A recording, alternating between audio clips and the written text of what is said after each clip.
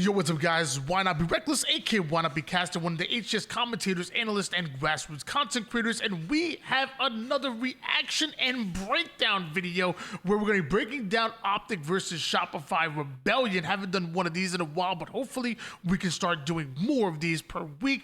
Optic versus Shopify Rebellion, 10-3 in favor of Optic Gaming, which honestly is probably one of the first times that we've seen Shopify Rebellion lose a scrim. Honestly, it actually might be the first time that we've seen Shopify Rebellion ultimately lose one. So we want to kind of break things down. We're going to probably watch it mostly from Optic's point of view and figure things out. But in that scrim, we did see Optic actually somehow getting outslayed, by the way, and by quite a bit. Surprising to see that. Outslayed, out-assisted, and out-damaged were Optic Gaming, yet they were still able to dominate within this scrimmage. Going down to the actual stats itself, Legend, incredible, 264 kills, 80,000 damage. Bound actually somehow having more damage than him and doing it in both the kills and assist department. And if you know me, you know I love that combination of kill and assist. But honestly, across the board, Formal having an incredible amount of assist and right there in the damage, and even Renegade having second most kills on his team and third in the entire lobby. He was showing out as well. Everybody from Optic absolutely doing their thing. While on the other side, Cycle, step it up. Love that. Love that coming out of Cycle. 82,000 damage, actually most damage in the lobby. We're taking a look at some of the games here. We did see dominant wins in the early game by Optic. I mean, across the board, 4 in a row dominant. Shopify respond back on Bomb Fortress, one of their bread and butters, but Optic then go on to win literally 4 in a row, including a very close recharge King of the Hill. Shopify do go on to win back-to-back after tying the Aquarius Bomb, and then Optic 4-0'd them in live fire King of the Hill. Optic win a close fortress, capture the flag. We're trying to watch that game. And then from what I've heard, Shopify Rebellion were heavily winning the Team Slayer, where Optic actually decided to end it early. You don't see that on here because it was ended early, but they had things to do. Come on now, it was a freaking Friday night. They were trying to have some fun. So technically, this really is like a 10-4 script. Not really much better for Shopify Rebellion, but definitely want to just throw that out there. In the match we're going to be watching, like I said before, the Fortress capture the flag, 3-2 in favor of Optic. Fortress is a good map for Shopify Rebellion, especially when it comes to bomb, and capture the flag is similar. Want to find out exactly how Optic were able to come out with the win despite getting outslayed and out-assisted and out-damaged, which was kind of the storyline throughout this entire scrim. We'll keep a shining light on Bound. I mean, 18 kills, 5,700 damage. We'll also show some love to Formal, 14 kills and 17 assists. Love that. As I wish I had your voice. I wish I had anybody else's voice but mine. I hate my voice. Yeah, we'll focus on Bound and Formal. And like I said, we're going to be reacting to the actual scrim, you know, highlighting the highs and maybe making fun of the lows a little bit, but also kind of breaking things down and figure out what exactly Optic have done to give Shopify Rebellion potentially their first loss in scrims. Okay, we're 3 minutes into the video and I haven't started the actual gameplay. That's a Tony special, if you ask me. Let's start off. Let's start off with some Bound. Bound's going to be interesting off the opening rip, I'm sure.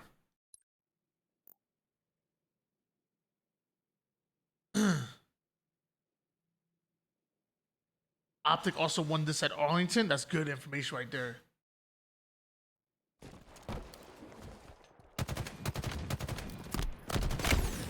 Jeez! That's how we're starting off, baby. What the hell?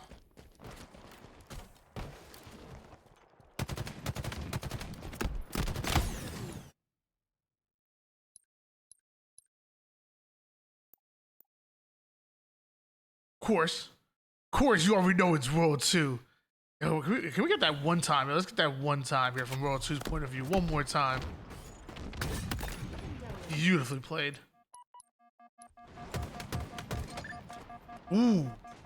Shopify Rebellion almost winning the opening break for that overshield. A clutch kill by Legend and Formal with the damage in order to secure it, but Is there a player behind them? Yes, there is. Freaking roll 2 again. This kind of is like a pattern for like Shopify Rebellion. You'll notice that they like they.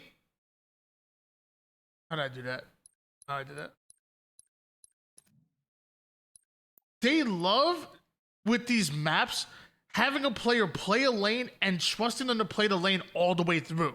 Like they played from, and mind you, they're not even winning the Slaves battle, but their goal is to get somebody from their snipe to their armory and force the enemy team to stop focusing just forward, but they have to focus on the players that are moving forward plus them in their armory. They love putting a player in their base. They do it on Solitude when they overextend over toward the blue side. They do it literally on every map, but especially Fortress and especially Bomb. Put a player in their armory and make the enemy team kind of divert their attention from the players that are pushing up on them and the player that's already inside of them. Yeah, but I'm gonna finish that sentence. Inside their base is better. So big damage right there. Able to get the kill. Oh, if we would have turned, that would have been crazy. But yeah, that's one thing that I have noticed from Shopify Rebellion a lot. Like I said, we're just trying to find these like little habits, little tendencies. Who's sniping like this, bro? Who was it this time? Bro, what is... everybody's a freaking... Look at that. Gets a kill. Gets this... That one more time, bro. There's no shot, bro. Yo, why does my sniper not work like... Our forces have seized the enemy flag. A key to the city for you. I didn't know it was a triple. Good kill. Nasty double. Snaps for the counter snipe triple.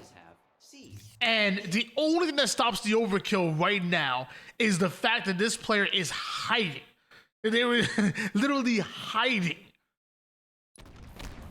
A key to the city for you. So right now we know this flag cap is going in no matter what. Like there's nothing stopping that flag cap from going in. Optic's attention now is no longer to try to stop this flag. You'll notice a lot of like pro teams, they have a very simple game plan. Know when to hold them, know when to fold them. They know that flag cap is going to go in. So at this point, their goal is to get the player out of their tower and get the player out of their armory so this doesn't turn into a double cap. This could very well become a double cap if they don't address the elephant in the room, which is one, cycle over towards tower, and then eventually that player on armory as well. So they did the first job of taking down cycle. Can they get the player out of their armory is the question, because there's still one more to deal with. Oh, actually, hold on. Is this not a guaranteed cap just yet? I thought it was. There it is. Okay. Eventually cap it. Eventually end up taking down both players, it looks like, because the player in armory is dead as well. So eventually take down the tower guy, take down the armory guy. Bound also gets the sniper and proceeds to rip faces, which, you know, we love that.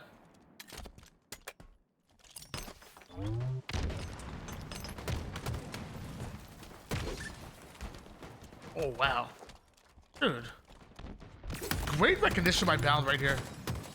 We talk about players oftentimes putting themselves in bad situations and overheating. This could have been a very easy death for him. We got a player... Look at this. We got a player here, a player here, and a player here in Shopify Rebellion who obviously are calming everything. It is very easy for Bound to just like try to like overextend and play for a kill, but damage here doesn't auto-focus on the guy in front of him, doesn't even focus on the guys behind him overly. He's like, what's the best route that he can take to stay alive and put down damage? And able to buy so much more time, turns it into a kill. This should have been a guaranteed death from Bound, and look at how much value he's able to get out of his life right there. I actually have an incredible life coming out of Bound.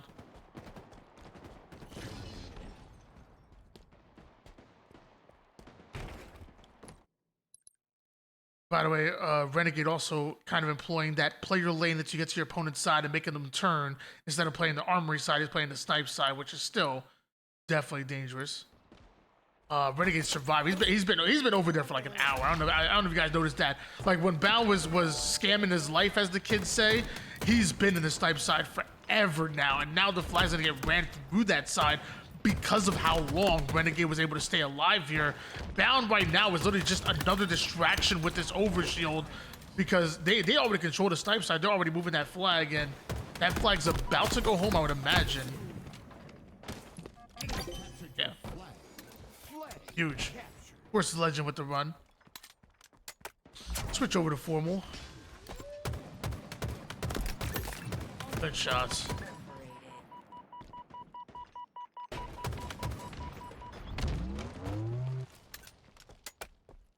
Oh, it's a player right above you. Doesn't end up seeing that player. Unfortunate. Oh. And not only does not see that player, but that player ends up getting a double kill, survives, backs down towards his teammates, and now Optic's armory is infiltrated here. They want to get the player over tower side, but they can't even overextend. They can't even play the open field because the player's still in armory. Unfortunate. Okay, able to get him out. Has to trade out his life there, but probably worth it to get the player off of your immediate base. Still have more players still funneling in for Shopify Rebellion.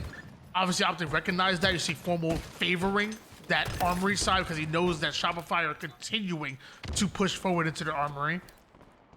Great job prioritizing that and trusting Legend to play by himself over there. Again, same kind of thing. You know, you have to play your lane, even if that means playing all the way through. We see Shopify Rebellion doing a ton. We've now seen Optic doing a ton as well. You know he wanted that sniper. See what Bound's up to. They're just doing Bound things, you know.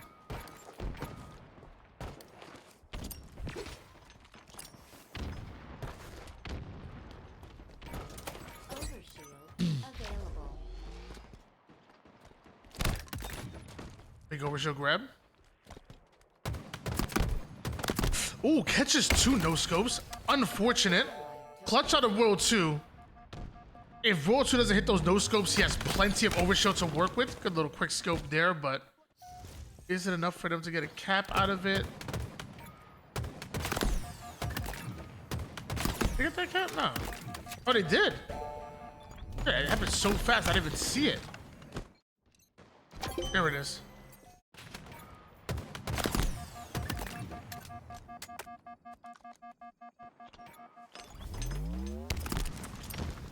Yeah, what's up, Star Slayer? How are you, baby?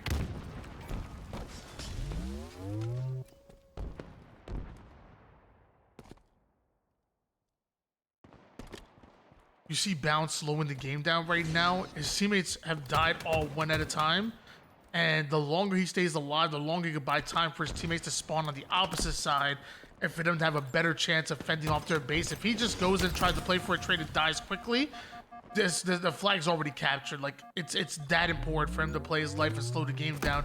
He's been able to do it so far, but they need kills. That was an interesting fight. Definitely need kills. Potentially, Star Slayer, potentially.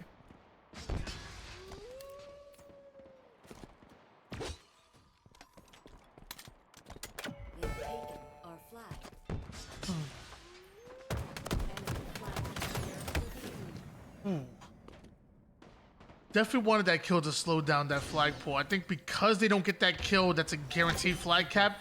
Even if he gets the kill, it's not even like a guarantee that they stop it, but at least they have a much better chance without getting that kill. That's unfortunate.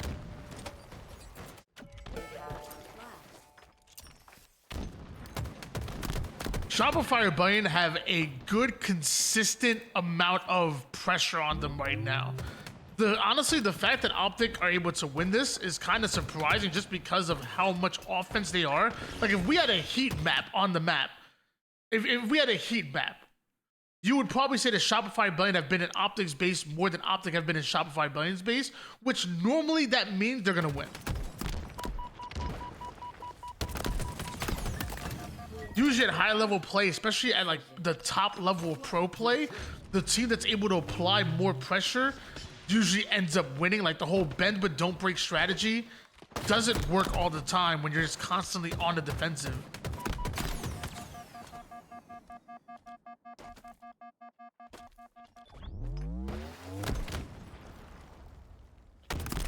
Sheesh. Sheesh. Just in a constant state of one shot there. 5 minutes remaining. Formal has their sniper in their base. Great lineup for the body shot, but can't quite get the 2-piece. Ends up going down. Bao gets a cleanup on one player, but does he know he's being attacked? Okay. Good trade by Bound, actually, right there. It didn't like he was fully prepared for that, but he still was able to get the kill. Formal gets shut down again here. Dude, how do Shopify Rebellion not cap a flag on this map? They're consistently in their base of Optic. In the base of Optic.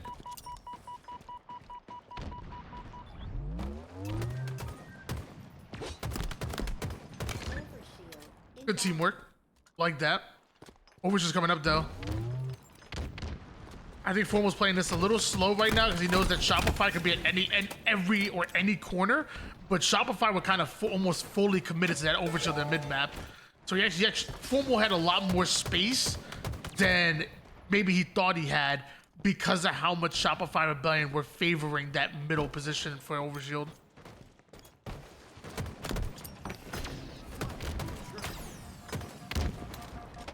I'm the same way. When I'm playing matchmaking, I'm like, yo, bro, I'm like, and overshield's coming up on this map, especially on this map of Forbidden. I'm like, yo, guys, forget about their base. Forget about their flag. Let's get overshield and play through that overshield.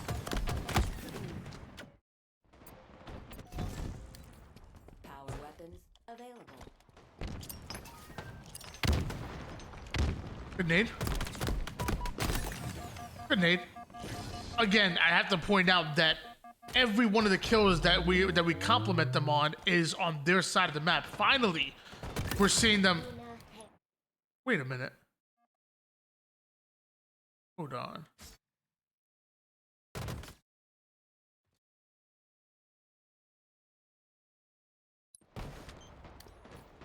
How did that flag make it out? Okay, hold on.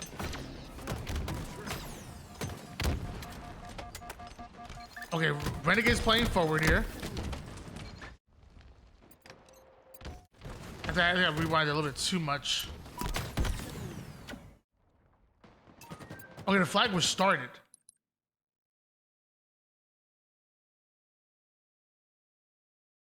How did this flag? I need to see this, bro.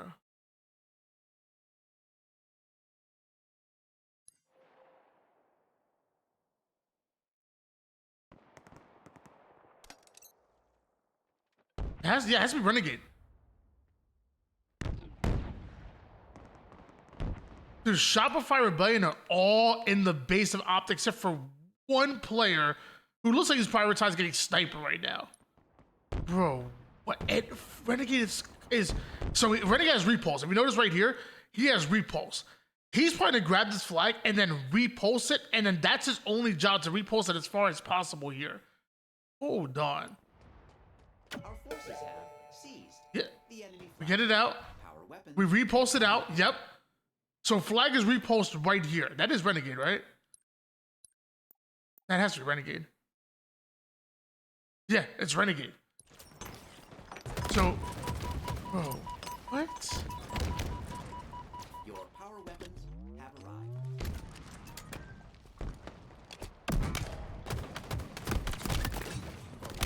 Successfully delivered. Nah, bro. Prepare for return trip. So let's get this straight. So Renegade repulsed the flag. Damage, stays alive. Damage, stays alive. He's the only one here. Your power weapons have arrived. Flag is still out right now. Gets a kill. Gets a melee on him. Almost gets a second kill. And then Legend touches the flag.